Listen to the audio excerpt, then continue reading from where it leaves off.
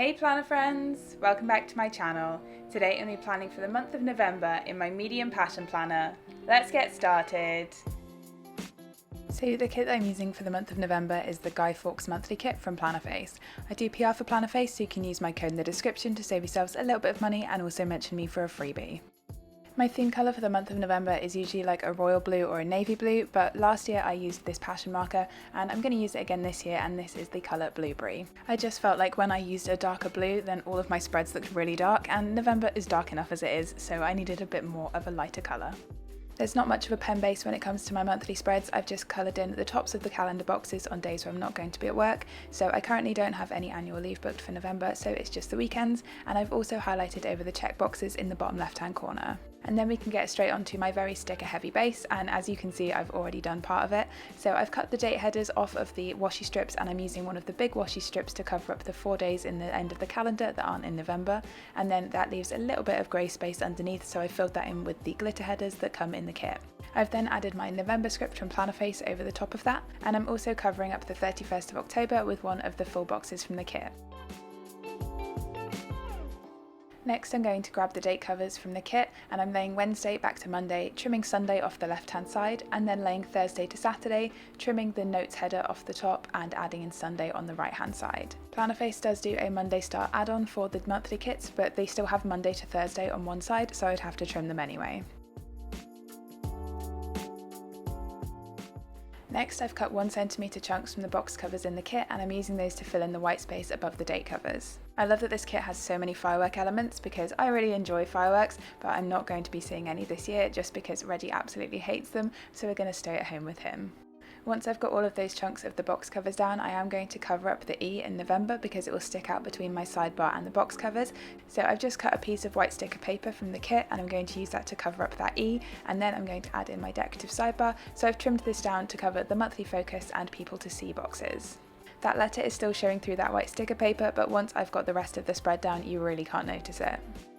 Over the places to go and things to learn boxes, I'm adding 2 of the 4 heart checklists from the kit, and then adding the goals and to buy headers over the top of those. So the goals section is going to be for my heaviest lifts this month, and my to buy section is obviously things to buy. Once I've got all of those stickers down, I'm going to trim them all in one go so we have a nice straight line down the side. We can then move around to the bottom left hand corner, so I'm using 2 of the skinny washi strips that come in the kit to cover the personal and work projects headers. So the personal project section is going to become my goals for the month from my Marks Your Life Compass assessment, and my work project section is going to be where I put the mini calendar to track walkies and steps. I've then cut 6mm chunks from the box covers again to cover the break it down section, which is where my habit tracker is going to end up. So my habit tracker is just something that I make in Excel and print off on sticker paper myself, and I recently got some more of the sticker paper that I usually buy from Amazon. I buy it in like a 50 sheet pack so that I don't have to replace it very often, and the new set I've got is so sticky. I don't know whether it's because the old lot was getting old, but it is very much non-removable now. I'm then going to zip through adding in the date flags, and we can get onto my plans for the month. So starting off on the 1st, this is an older style of Plannerface monthly kit, so it still has the Build You stickers, which I've cut in half horizontally so they don't take up so much space in my planner. I'll also be using these round laptop icons as usual to mark in my work from home days. These are from Plannerface, but they have been discontinued now. I just have a massive stash. Next I'm adding in another Build You sticker on the 2nd and another work from home icon on the 3rd, and then on the 4th I'm adding in that it is our bin day. The 5th of November is bonfire night here in the UK, so I'm using one of the solid washi pieces from the kit to mark that in, and that is the reason that there's so many fireworks in this spread. Moving back to Friday, because I'm terrible at doing this chronologically, I'm using a skinny event label and a doodle from the kit to mark in a work meeting. And then I'm using a regular event label and a dumbbell doodle from a multicolour doodle sheet from Plannerface to mark in team training. I completely forgot that I had these multicolour dumbbell doodles, and I added them into my October monthly spread after I'd set it up, and I really like how they look because I was just using like a bare event label to mark in that training. The first full week of November is mostly just bills and work from home icons, and then on the 11th it is Remembrance Day, so I'm using one of the solid washi pieces from the kit to mark that in. I know it's marked as Veterans Day in the planner because this is an American planner, but it's basically the same day, just with a different name. It's also my cousin's birthday, so I'm using a birthday cake event label but with the birthday present doodle over the icon to mark that in. I'm then using another bin doodle to mark in that it is bin day again, and then moving on to the 12th, I'm using another regular event label and a dumbbell doodle to mark in team training. I can then move on to the second full week of November, and again this is mostly just bills and working from home. The beginning of November is pretty much just on routine and there's not too much going on, which I'm really excited about because I have plenty to do when it comes to things like Plansmas and getting ready for Christmas. On the 18th, I'm using another skinny event label with the doodle from the kit to mark in another meeting at work, and then on the 19th, I'm again marking in team training using a regular event label and a dumbbell doodle from the multicolour doodle sheet. The 21st is payday, so I'm using a payday flag from the kit to mark that in, and then I'm using my little Sagittarius icon to mark the start of Sagittarius season, and then also adding in my work from home icons and another bill at the end of that week.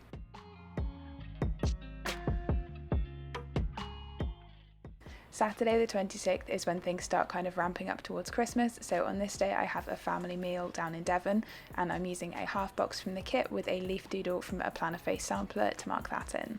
It's going to be really nice to see some family members that I haven't seen for a long time, but it is the first weekend in a triple whammy of busy weekends. I'm sure I'll be complaining about that more in my December monthly spread. For the final 3 days in November, I'm just marking in some more bills that were due, so the eagle-eyed amongst you may notice that there's way more bill due stickers than I usually have in a monthly spread, and that is mostly because I hadn't updated my budget for months, and it turned out that loads of my bills had changed date or changed time, and I also was not putting Reggie's insurance bill date in, so I've now updated that and it's a lot more accurate to how many bills I actually have to deal with each month. The 30th is also St Andrew's Day, so I'm using a solid washi piece from the kit to mark that in, and if you don't know, he's a patron saint of Scotland, so it's kind of like St Patrick's Day but for Scotland. As usual, I'm now going to fill in some of the spaces where I don't think I'm going to have to add anything with some of the decorative boxes from the kit, and I had to use this cute little dog in earmuffs for the weekend of actual bonfire night because I know that Reggie will really wish that we had earmuffs for him, although he'd probably hate to wear those as well. He doesn't like things covering his head.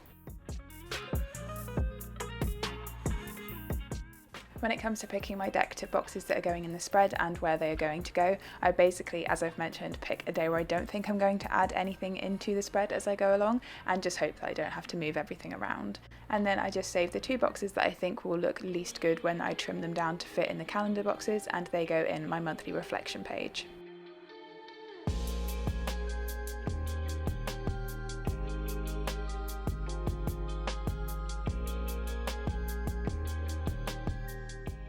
Also, for the past couple of months, I've been setting up my monthly spread all in one go, rather than doing the base in the middle of the month and then the actual plans towards the end of the previous month. And I've found that that's a lot easier for peeling up the date flags to stick my decorative boxes down because they haven't been sat there for as long, so they're not quite as stuck down. And I don't want to give too much away, but I am intending on having a whole video in Plansmas about my planning process, from how I use iCal to set out my spreads, how I use my future log at the start of my planner, and how I incorporate my monthlies into my whole planning process. Have I actually started filming that one yet? No, not at all. But I have done some of it, and I'm not doing that thing that I did last year where I try and make 12 videos in 12 days and upload them all in those 12 days. Because that was way too stressful and I did not have a good break from work when I tried to do that.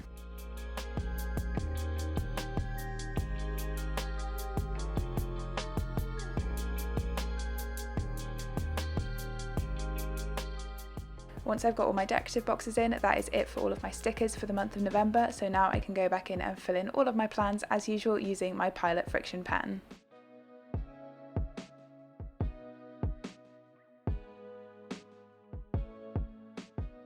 When it comes to goal setting for November, I'm basically just going to try and get through it the best I can. I'm going to set myself some goals in the bottom left hand corner, but a lot of them are probably just going to be continue doing this, continue doing that, because there's just going to be so much going on outside of what's written in this spread that I just feel like actual goal setting can wait until the new year at this point. So between now and the end of the year, all I really need to do is get ready for Christmas and also continue prepping for my weightlifting competition in December. And that's just 2 very simple, not at all time consuming things, so it'll be fine.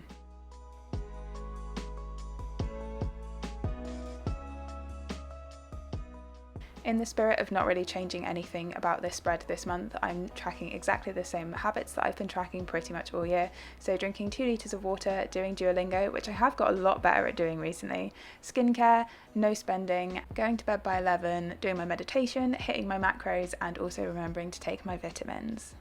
In my sidebar, I'm also marking in my 4 main lifts for the month, so this will just be the heaviest of these 4 lifts that I do, which is snatch, clean and jerk, squat and deadlift.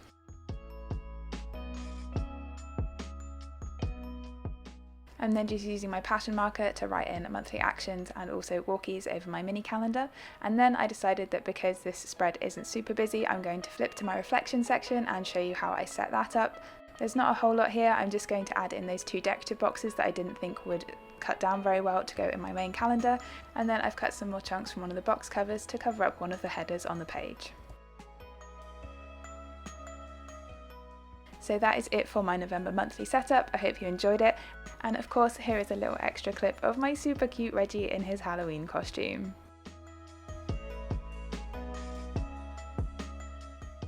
So that's everything for this video, friends. If you have any questions, please leave them in the comments down below. Drop the video a like if you enjoyed it, and if you're new here, don't forget to subscribe. I'll see you next time. Bye!